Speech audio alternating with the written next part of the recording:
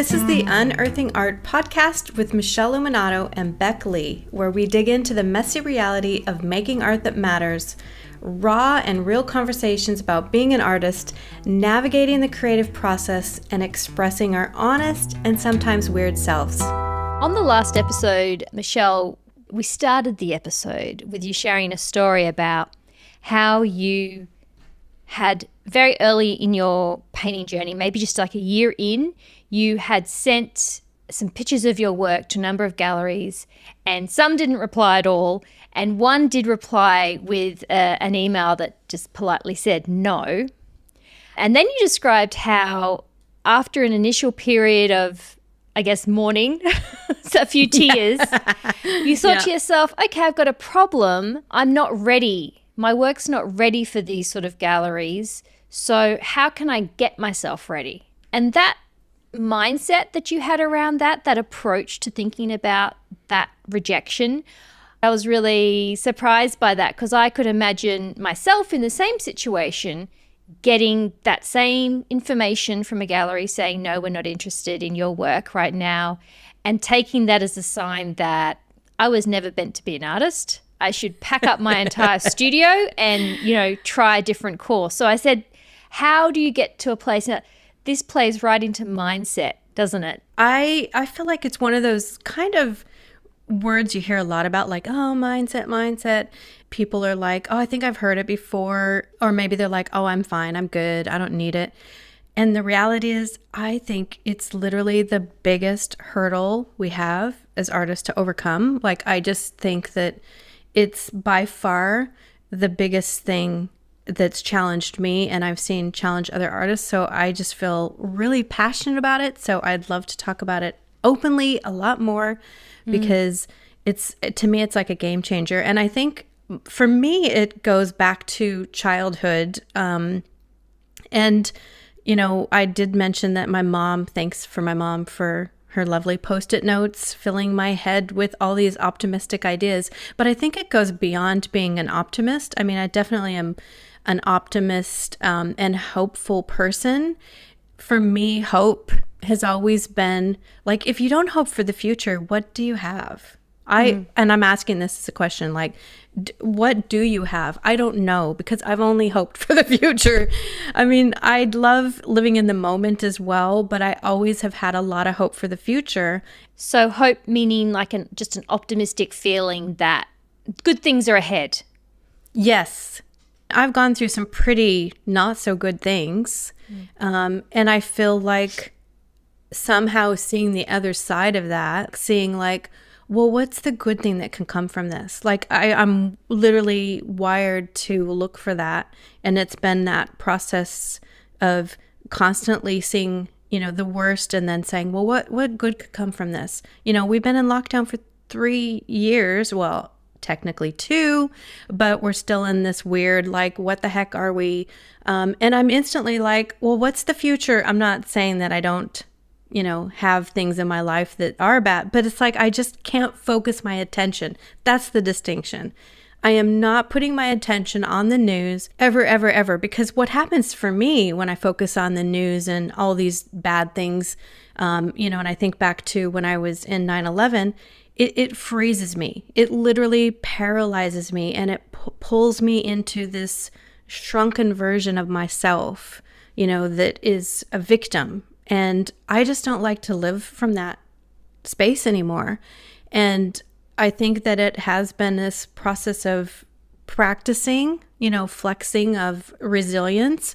I mean, and again, I don't want to paint a picture like I'm all rosy dozy, every day is a great day. Like, I'm like everyone else. I have bad days and good days, but I get up quicker. I get up quicker than I used to, and that has taken practice. Yeah. And you mentioned 9/11 then, and you did mention it once before. And then after we'd finished recording, we had a conversation about it, because I had to ask you when you just mentioned it in passing, September 11, the terrorist attacks with the airplanes on New York. I hadn't heard this before. Were you there? And you told me a little bit about that experience and what happened. Is that something that you could mention now? Because maybe it gives a bit of a background as to where this attitude has developed a bit more? Yeah. And honestly, I think because I have shared this story in the membership recently, and it was when I shared that, I'm like, oh, that's where it really clicked. That's where it literally transformed for me. And so what Becca's speaking to is when September 11th happened, I was living in New York City at the time, and I was working downtown, and I was working really close to the area and literally walked down the street to see the buildings collapse. And then we all had to leave the area. So for me, I felt like I was in a Die Hard movie. Like the easiest way to explain it is visualize a Die Hard movie where everything's collapsing and everyone's panicking. That's what it was like. But I remember that day like so distinctively. But what really changed for me was my attitude on what was possible for myself after that. And I think that was where I was like, am I going to live for myself? Because you only get one life, as far as we know. I mean, I could come back as someone else. But it was like, I got to live for myself.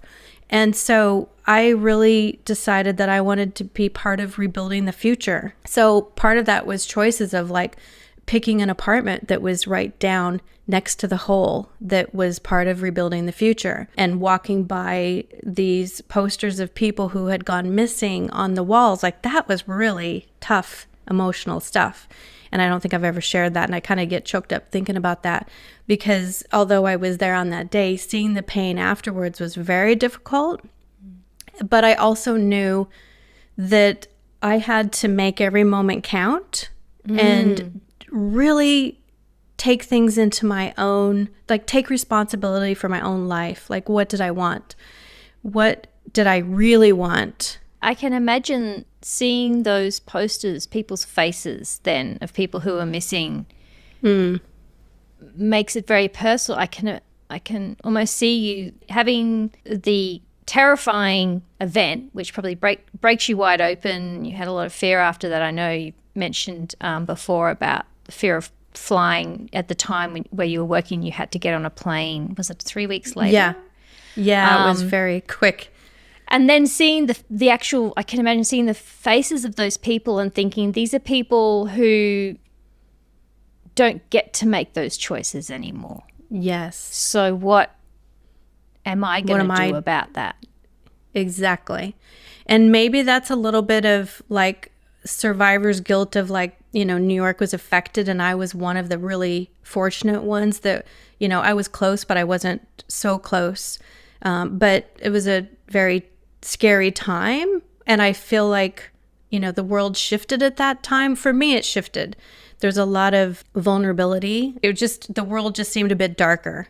And then it was like, do I live in this darkness, or do I paint a picture of what the future could look like? It's interesting because then in that period after that, then in the following months, it's a period of great uncertainty, going into world conflicts, pessimism, feeling like the world's a bit of a darker place, that no one really knows what's going to be happening next week or next month. And so the choices that you made in that following period kind of set a bit of a tone, I think. What happened after, you got that apartment? I started a business because that's the thing you do. Like, I look back and think, oh my gosh, it's so good. It's so good. We're so naive when we do these things. But I started a business in that very apartment I'm talking about. And I started it with my boyfriend at the time, who's now my husband. We survived that period. But I was like, I want to have a business that's around my creativity. Like it was going to happen. No doubt about it. I don't know how it's going to happen, but it's going to happen. And luckily, I asked the right person who was kind of a good fit for someone who could work on it with me. And so we just went to work. We put in some time to come up with what it was that we were doing. He learned all new skills. He didn't know how to screen print, poor person that he was. I was like, here's a book, teach yourself how. And he taught himself these skills. He just showed up for me in a way that I had never experienced before. So it made me show up. And I think we were just two, young people who we weren't really young, but we were young enough where we were like, we're just going to do this. We're just going to get it done. And the world had already collapsed around us. Like, what else could happen? What else do we have to lose? And, you know, we made a lot of mistakes along the way, but we also had so many wins because of our determination and our mindset. And it really was the mindset that helped us get as far as we did get with doing that and stuff. And so, yeah, I created a business, and it was one of the best things I ever did. And if I would have stayed in that darkness and that, you know, fearful, like, oh, you know, what's the world going to be? I better wait. It's not a good time.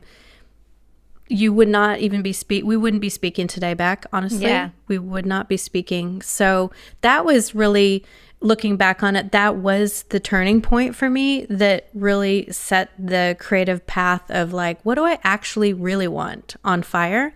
And I think I'm kind of, I feel like I'm a pit bull. Like you can ask my husband or, you know, anyone in my family, they're going to know. I latch on, like I'm like a creative entrepreneur, and I am going to have creativity in my life, and that's going to be what feeds me. That's like, there is no other me.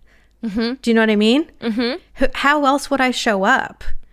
It doesn't seem to be like there's no other option. This is me. And so I guess that was one turning point. And there's been other turning points. But when I see COVID happen, or now we're in a recession, and I'm like, and so? Yeah, it's sounding really familiar to me now when you then talk about how you're feeling now.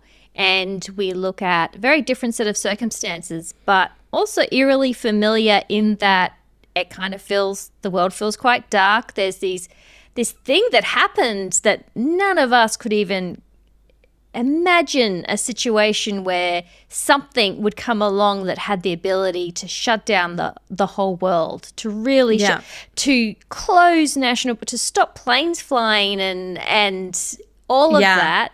And now the economic flow-on effects of that. I know that some artists certainly, and you as well, people are saying things to them now like, oh, doesn't seem like it's a good time to be an artist. You know, the economy, the recession, you're probably not going to be selling much art now if you were before, or is it time to think about doing something different? What do we think about that? I'm literally like, Beck, what would I be? Like, I don't, like, what? No, it's not an option. That's like saying, okay, now just go hide out now because it's not a good time to be an artist. Like, that's saying it's not a good time for me to be myself, you know? And it's always a good time to be myself. And actually, I feel like it's a really great time to be a shining light. And that's what we get to be as artists, is a shining light for people who need a light. I'm not saying our art has to be optimistic to shine a light, but sometimes people just need to see more of themselves through your art. And I think that's really a gift. People actually get something from it. So I think it's a great time.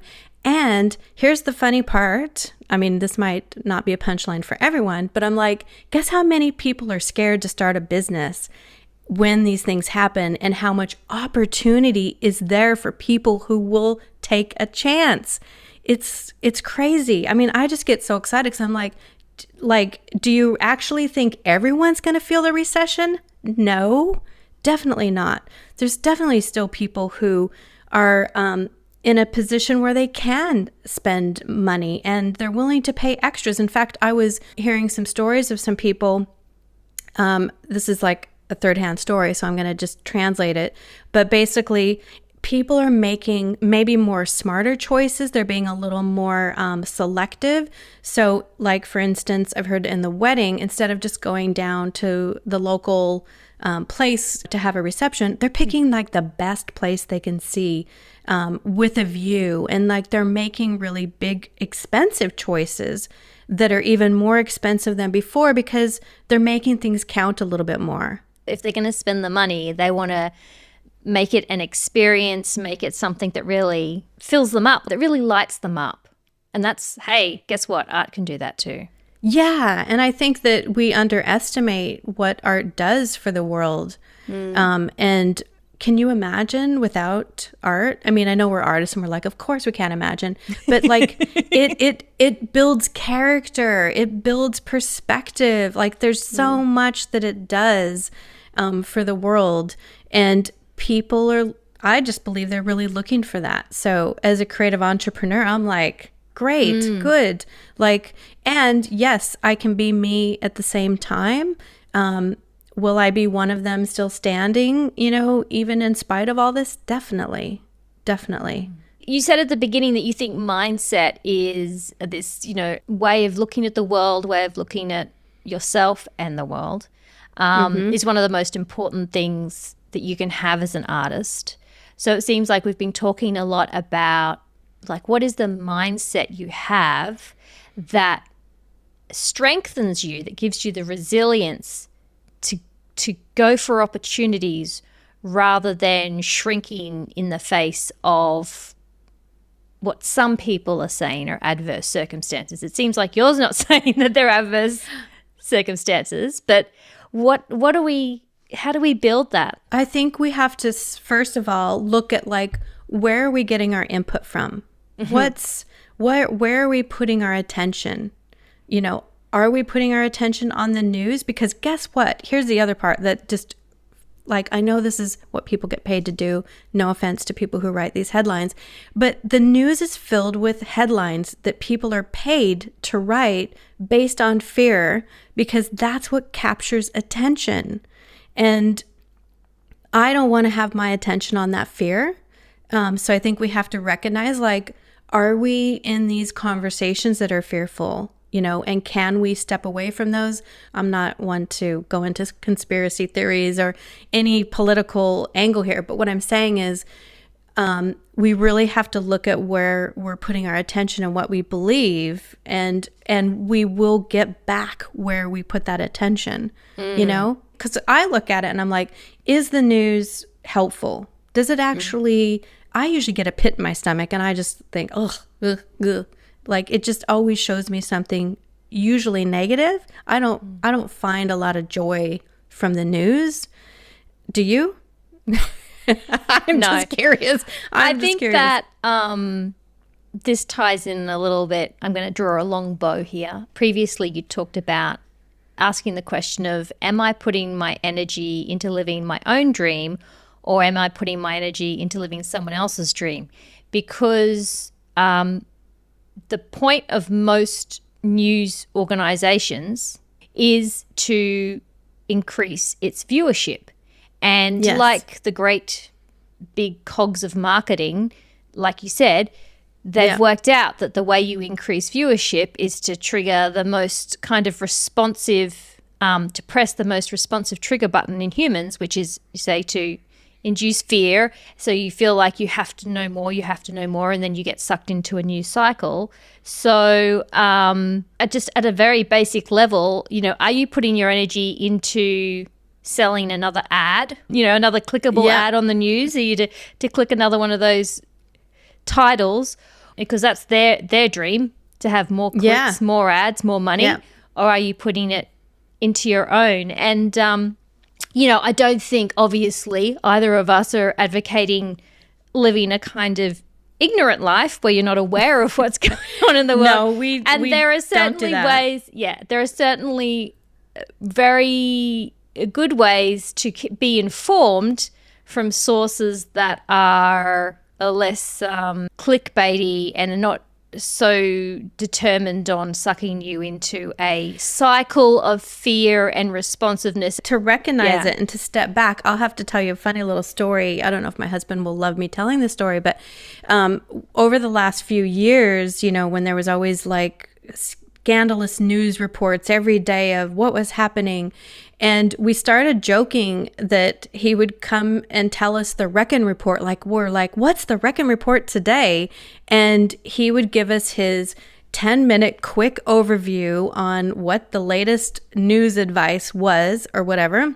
And we kind of joke about that now, like, what's the Reckon report? So that's my dose of news, is I might occasionally get the Reckon report, but that's it.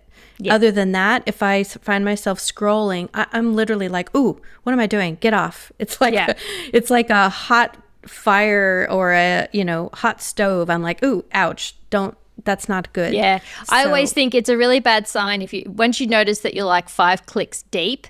Do you know what I mean? Like you go to read one article and then you see the title and a link to something else and you go, oh, and you click on that. By the time you're even 3 or 4 or 5 clicks deep, you're like, I'm in trouble here. Exactly. I did. I'm no longer here for what I came for. And I'm sucked into that really attention drain, and it is really draining. It feels really draining. Because when 9/11 happened, I was glued to that TV for like 5 days, and like literally, like I could not leave. And now I'm very like when stuff happens, it literally makes me feel sick.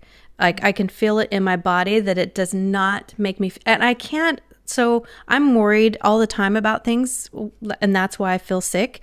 So for me, it's like that's not something that I can change in that moment. So I kind of step back from it. So I've learned to, I guess, pace myself with the level of intensity that I'm taking on with the reality of the dark world, because it is what it is. And how productive as an artist do I feel after that? Like. It's like a negative. It's not only have you not spent that time doing something else, but it's also taken depleted energy, and we're talking physical energy and the emotional, mental energy, which is what we're talking about with this mindset, isn't it? I mean, when you think about, it's such a broad area, and you said earlier that we might say, oh no, we might brush it aside quite easily. Say, I've got a good mindset. But it's having the emotional, mental energy to put into your work that can be so easily drained by other things. But it can also plant all those seeds of doubts we've been talking about. If you're watching a news cycle and you're really starting to embody, to feel that fear in your body, and then you go and look at your art business, you're carrying that into, so now instead of thinking about opportunities, you're thinking about what's going to go wrong here. Look at all the things that could go wrong, all the way that the world isn't going to support me in this, all the bad things that could happen. I mean, it's just, I'm feeling a bit sick thinking about it. When you were saying that, I'm like, see, it's like a paperclip link. When you link paper clips together, you link one bad thought to another bad thought. And that bad thought gets linked to another bad thought. Like it's literally like a long, endless trail or a spiral or a loop, whatever you want to say. But it can also go the other way. So if you're like, you know what, I'm going to be more in tune with what my vision of the world is going to be. What would that look like? What would it look like to rebuild the future? And part of that rebuilding of the future is I make art. I paint. That's what I do. So what would that look like? How could I first have an experience that brings me joy through the experience, and then that then gets passed on, and that's a trail of paper clips linked together. I like that idea. It kind of like when you were saying before about being hopeful, it's flipping the power that we have to imagine possibilities, let's say, because you've said before about our imagination. In the same way, my imagination can certainly take me down a string of bad connecting thoughts really rapidly. So instead of thinking about what could go wrong and what could go wrong after that and what could go wrong, you could think, well, what could go right and what could go right after that and what could go right after that. And they're both imagined. Yes. Neither strings of those thoughts have actually happened in reality. So why not choose? I'm telling you, it's all work either way. And when you overthink things that are negative, it's just imagined futures. Yeah. But in your body, you can feel it, can't you? So you're kind of making it real in your chest, in your gut. So why not imagine and how you feel when you imagine the what could go right? I'm just feeling like this could be like a little bit of a project that I don't know if anyone else wants to try that, but I almost just want to sit after this call and try out imagining a good set of links and seeing how that feels different from imagining the usual bad set of links. Yeah, seriously. And it I mean, I'm simplifying it in the sense of like, it doesn't always feel that easy to just choose, but it is actually that simple. Sometimes and I'll be honest, sometimes my links of paper clips go long before I'm like, oh, let's let go of that strand. I don't like that. Let's go over here. But the more I do it and the more I practice it, and I practice this in my artwork process. So this isn't like separate. I mean, it's obviously the whole, experience as a human, but I also look for these links in the process and the framework as well. And look for those outcomes. So when I'm in the studio, I'm not looking for the worst. I'm looking for the best. Right. It's all the same, but it's part of the process and the thinking and the strategy. But if you take, let's just, for fun, let's say you have a paper clip and you spray one gold and you have one silver. You choose. You literally choose, and then every time you have a thought, add a paper clip and just see how it goes. But it's the same thing. I always, and I'm not the only one who says this, but you find what you're looking for. If you're looking for the worst, you will find it. And if you're looking for the best outcome, you will find it. Sometimes you have to be a little more patient, but you can definitely find a good outcome. So it's a practice, but I think that it's, for me, it's been one of those whole body, life, practice it in life, and take that same practice and apply it to the studio as well, and integrate it into the process. It's becomes part of the process. It hadn't even occurred to me during our conversation, but of course it's true, because I was thinking more broadly about how our attitude towards, life and things that go wrong and things that go right. But you're absolutely right that in the studio as well, in terms of a single painting, it's that same comparison between going to work on a painting and just following your mind out. Oh, I've made a mark that mark doesn't look as good as I'd hoped. Oh, now how am I going to fix this? I'm not going to know how to fix this. Oh, this whole painting's ruined. I'm never going to sell another paint. Like, you should not release me on the world, because Beck is way too good at following bad thoughts. Imagine if you wrote down every single time and then you counter moved, and like, that's why progress is actually the progress of these positive thoughts. I know that sounds really simplistic, but it really is. And picking ourselves up quicker. So instead of like 20 thoughts dark down, like try stopping at 10. And hop over. And what blows me away is that in that moment where I'm 20, dark paper clips down the line, all I've done is, in truth, in reality, is put one mark on my canvas. And now I'm feeling like I'm never going to, I've gone 20 paper clips down, and my chest and my gut feels like I'm never going to sell a painting again. But there's no evidence of that. There's all I've done is put a single mark on a single canvas. So it's and this is why it's practice. It's practice. Flexing. It's practice.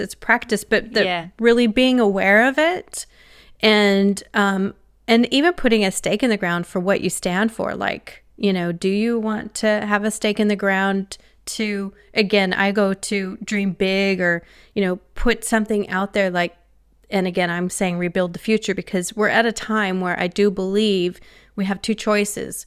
We can either rebuild the future and kind of paint the new path, or we can be frozen and paralyzed and pulled back and say, this is not a good time to do any of this. So can we dream big right now? Do we give ourselves permission? Based on my past, I'm going to say that was a good idea. I'm going to do it again. And can we afford not to dream big? Yes. Because regardless of the circumstances, if you pull back and say now's not a good time, then if not now, when? Yeah. When is going to be a good time? When, like as if when shows up on your porch and is like, it's all aligned for you now. Everything's perfect. This is the perfect time to set out for your dreams. Like, it just doesn't come.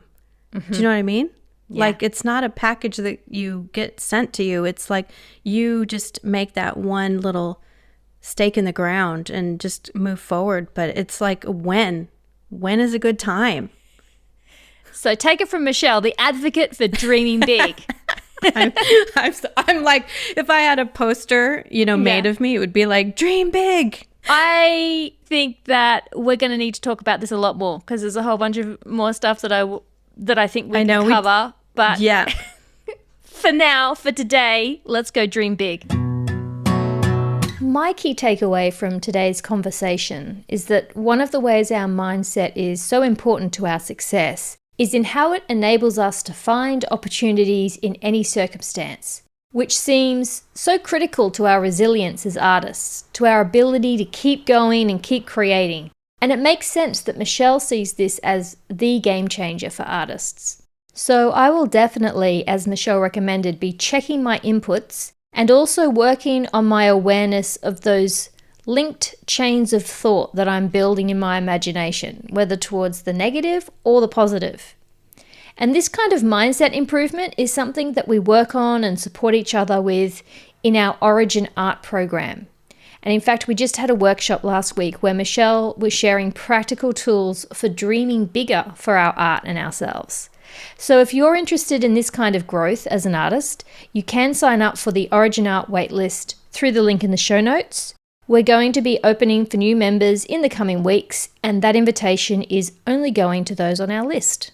As always, we'd love to hear more about your experience, so do come chat with us on Instagram at Unearthing Art. Thanks for listening, and we'll catch you next time.